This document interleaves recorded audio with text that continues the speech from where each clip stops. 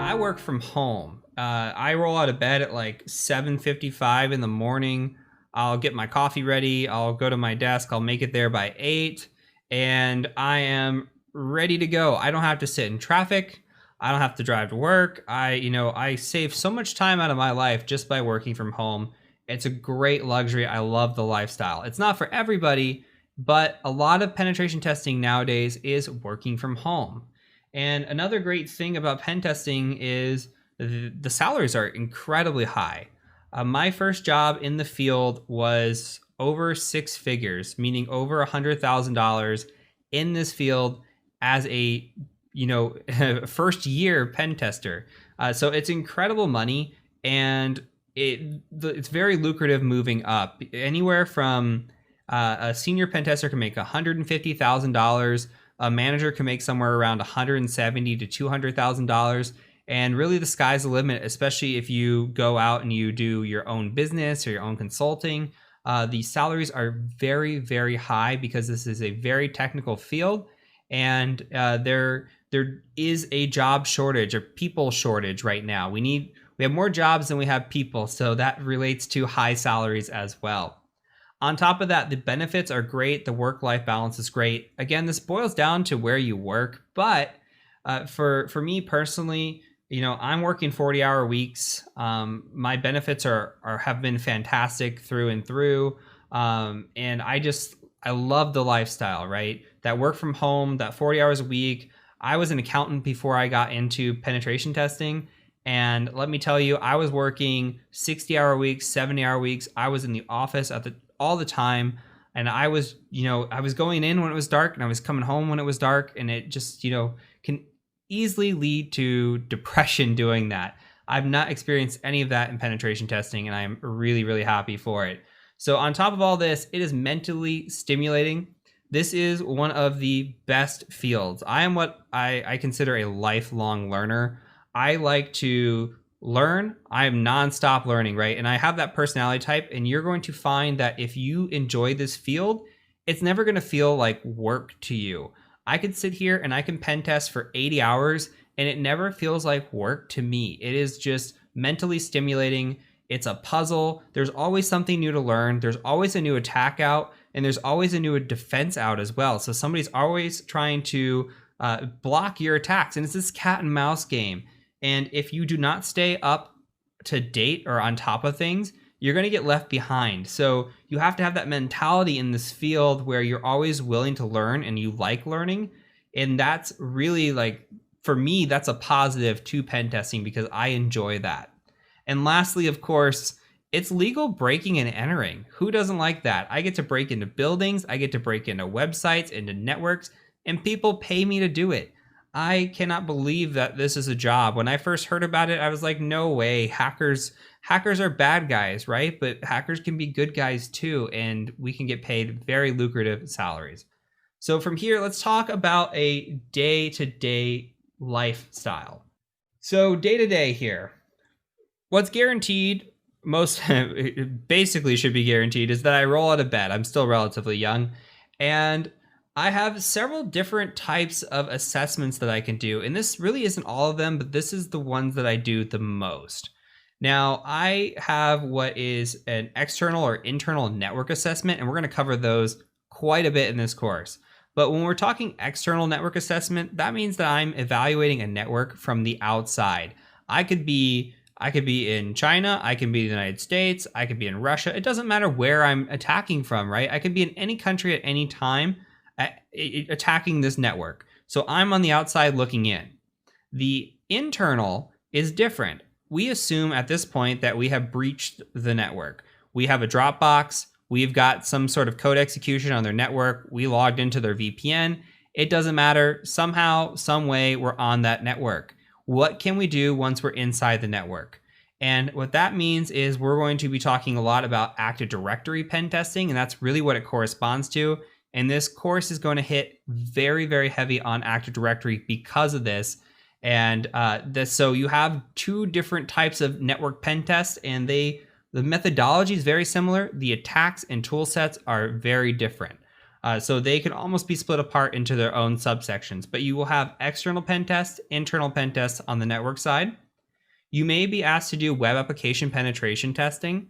So that is assessing a website, right? You have a website or an application that is given to you, and you want to see if you can break that website, if you can log in as an administrator or get somewhere that you shouldn't be able to get to, and you just want to evaluate the security posture of that website. So there are a lot of tools and methodologies out there for that, and we're going to cover the OWASP top 10 in this course when we talk about that, which is big when it comes to testing web applications. So from there, we also have what is called wireless penetration testing. That is the evaluation of a wireless network. So we'll go on site, we'll try to hack into the wireless, we'll look at the guest network and see if there's any segmentation or not. Should a guest be able to sign in and access the same network that somebody who is logged in as an employee should access? The answer is no, but it happens quite a bit. We'll also look for rogue devices and see, what might be out there that is interesting to us. Well, we'll talk more about all these different assessments when we get into their respective sections. Now, there's also what is called physical or social or phishing. There are 3 different types, but they fall into social engineering. Now, physical assessment is where you go on site and you try to break into a building. You have a destination in mind. Maybe it's a server closet or, some critical location in the building that they don't want you to get into. This could involve picking locks, social engineering a lot of the time, cloning badges, and just making your way into this building through whatever methodology you can. Now, social engineering and phishing, those are, kind of hand in hand. You'll do a phishing campaign or a social engineering campaign, or even a vishing where you're calling on the phone and you're trying to get information. And you're just after, what kind of credentials can I get? Who clicks on my links? What kind of passwords do I get, etc. We also have what is called SOC assessment. So a SOC assessment is also known as purple teaming. And purple teaming is when you combine red and blue. So as a penetration tester or ethical hacker, you're often known as red, and a defender is often known as blue. So you combine those and that makes purple. And what that means is we'll sit down with a blue team as an offensive team. We'll sit down with a blue team and we'll say, hey, what attacks do you want us to try to run? Or we're going to run these attacks, and I want to know if you pick it up. So I might run a specific attack and see if the blue team detects it. I might go plug into their network and see if it prevents me from plugging into their network. Do they get an alert on that? If not, how can we help them baseline this attack to get this alert? So I think purple teaming assessments are some of the best assessments that are out there, because not only do they learn from you and what attacks are out there, but you learn from them on how to defend against these and how to bypass these too, because maybe your first attempt does get blocked and you're like, hey, maybe I should, run a different attack and see if you catch that. And it's a great way to have that cat and mouse game again. So once we do these types of assessments, we have to write a report. We have to report back on what we saw and tell the client about it. And I put a little sad face there because, not everybody likes writing reports, but it is absolutely part of the job. You have to be well written in this field to be successful. So, you write this report and you're going to have to present this report to a client. And that's what is the debrief. Now, debrief is where you take the report and you give it to a client and you walk through it with the client and say, here's what's wrong, here's why it's wrong, and here's how we can fix that for you. Or here's how you can fix that, right? And so you have to have this technical skill set as a penetration tester, and you have to have this well-written skill set. You have to be able to write well. You also have to be able to talk in front of people when it comes to doing debriefs and talk to people. That doesn't mean you have to be an extrovert by any means. You can be an introvert. I am very introverted, but you have to be able to put that personality on when you're on site. Same thing with the physicals, by the way. If you're on site for a physical, you do not have to be an extrovert to be successful. I know plenty of good physical pen testers that are actually introverts and do just fine as long as you're able to get into that mindset for that temporary time period. So anywhere from all these different assessments that you could end up doing at any given time, you have to be well-rounded there. You're going to be writing reports and you're going to be presenting reports to clients. Now let's talk about the technical skills that you are going to need. And our course here is going to cover a lot of these. So at a base level, you really do need to know Linux, preferably Kali Linux, or what another type was called Parrot. There is networking that you should know. You should be familiar with the OSI model, certain protocols like TCP, UDP, HTTP, etc. You should have good scripting skills, whether it be Python scripting or Bash scripting, etc. there. And you should have a solid hacking methodology. And this is all what we would want as a base for an interview. You should have also tool familiarity, right? Metasploit, Burp Suite, Nessus. If all this sounds like a foreign language to you, that's fine. Come back and watch this video again once you've gone through the whole course, and it's gonna all click for you. And you're gonna say, hey, I know a lot of this. And on the preferred side, Active Directory is huge. If you know Active Directory, you're gonna be ahead of the game. Most people, when I interview them, they have a good base, but they don't have that good preferred side. And we like the preferred column a lot, okay? So Active Directory, super important. Wireless attacks, important to know. The OWASP top 10, also important to know. That is related to web application penetration testing. And lastly, coding skills. So scripting and coding, a little bit different. Scripting is what you'll be using primarily. Coding, you don't have to be a coder to be successful in this field at all, by the way. If you only script for the rest of your life in this field, you'll still find plenty of success. However, you can code new tools, things, contribute to the community with it. We'll talk about that here in a second as well. But just know that the base is potentially can get you into a job. The preferred will definitely get you into a job if you have strong knowledge on that side, along with the base knowledge. Lastly, something that is not covered much is the soft skills that you need to be a pen tester. So yeah, it's great to be technical, and we already talked about the social people skills, right? Because you're going to be doing that debriefing, you might be doing social engineering, etc. And you're going to have that well-written ability to you as well. But let's talk about some of these other ones. You need a strong desire to learn. You should be the type of person or that personality type that always wants to learn. And we talked about it, right? Where you should be the guy or girl that wants to go home and study, and you find this fascinating, and that desire to learn is going to benefit you because of that cat and mouse game, because something that you knew yesterday might not be an exploit today. Patches are coming out all the time, and you have to stay ahead of the game because of this cat and mouse game. So that strong desire to learn, super important. If you do not stick up with your studies, you're going to get left behind.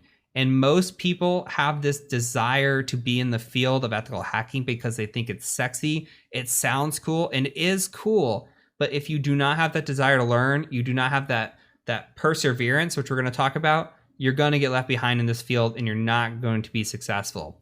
So let's move over to perseverance. You have to have this perseverance mindset, not with just that desire to learn, but also that ability to not give up, because the answer is not always there in front of you. And you're going to see this as we go through the course. It's not cut and dry. It's not, hey, I scan for this, I see an exploit, I go exploit it. You might have to do a lot of research. It might look like the machine that you're attacking, it has no exploits available to it. And you have to be able to put in that persistence to be able to persevere. You have to have that mindset where I'm not going to give up. I'm going to keep trying at this until I have exhausted all my potential resources. That is what makes a good hacker. Okay, that mindset of I'm not going to quit really makes a good hacker. Now, on top of that, non-complacency. This kind of falls into that strong desire to learn. Now, I've had coworkers that are completely happy. When I was working help desk, when I was working in networking, plenty of coworkers who are happy with their jobs. They've been in the same position for 5 years, 10 years. You cannot be that person if you want to be a pen tester. You always want to learn more. You always want to move up. You want the most out of yourself, okay? Don't be complacent. If you're complacent, you're going to get left behind. I'm beating the dead horse here, but it really is true. Like, you're going to get left behind if you're not constantly studying and if you stay complacent. Lastly, you should have a blog or Twitter or GitHub or something that you contribute back to the community with. It could be a YouTube channel or a Twitch stream or however you want to do it, right? you should give back to the community. When I see that somebody's giving back to the community on their resume, even if it's a blog post or Twitter, whatever, it really helps. And things that you're going to get asked in an interview include where you get your news from, and how do you, do you have a blog? You're going to be asked that, and Twitter is a great place to get news, and a blog's a great place to give back, and Twitter's a great place to give back too. So make sure you're contributing to your community. It'll really help you in the long run. And you don't have to reinvent the wheel. It could be a blog that somebody's posted before or 20 people have posted before. As long as you're posting it and it helps you learn, and it helps your style might be something that helps somebody else learn as well, compared to the other blog posts where maybe people didn't like that writing style, or they didn't like that, commentary, or however it is. So you never know how your content is going to help somebody else. So I always encourage people to go out there and make their own content. So that's it. And I know this is a long video. This is going to be longer than most of the videos, but I wanted to dive in and really cover what you can expect as an ethical hacker and what you need really at a technical and a soft skill level to be successful. So from here, we're going to go ahead and get right into the course. Next up is effective note keeping. We're going to talk about the importance of note keeping, what tools you should use to be keeping notes for this course, and then we're going to dive right into the technical concepts. So I'll catch you over in the next video.